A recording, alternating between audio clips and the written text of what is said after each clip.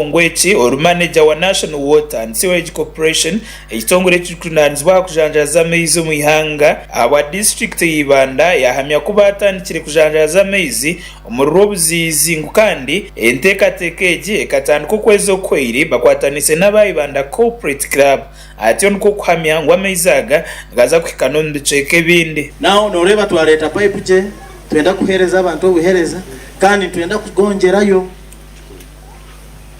chikoni twenda kugongerayo chikoni itorede twameasuringa twamanya ati pressure erije na chikoni ne basa kutunga mizi agarije tuza kutunga mu abantu abakutandika okutapinga mizi without consulting National Water, illegal connection.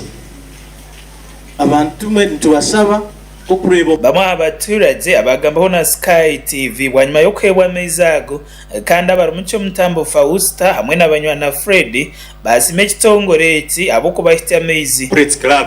ebembebwe the best keke mwe bari kuteka abanyibanda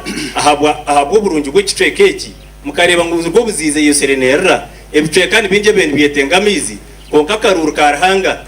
ogo twikiriza kakwatwa Rwobuzizi kushanga ngo amagingo aga ito tumbekirwe njeki hariho abantu bamwe n'abacara hati kiryoke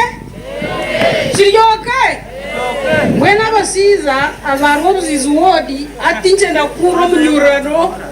abacara munywere cyumwamiza marungi agatara umurwira abasiza tumararware abo kuba agabenga turwaza ati bagatujamnisa bangustere abanational water mungaro bango na mnonga abacara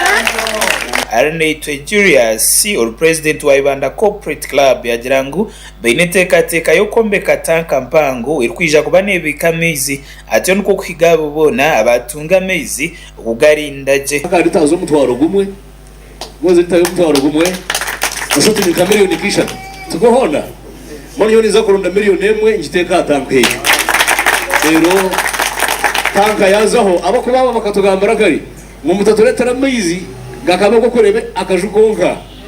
bakatahurizo banyacakara kagera ki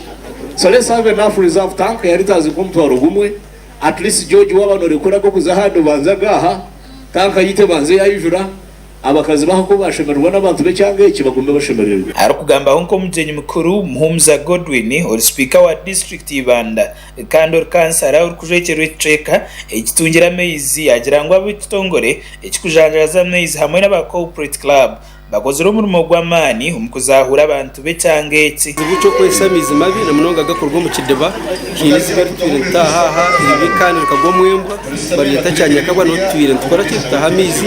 amizi mabi kiretera abantu barwara munonga barwara indwara izina kakwate no kwesamizi mabi konka hati nyino kushemerwa kugira ngo aba National Water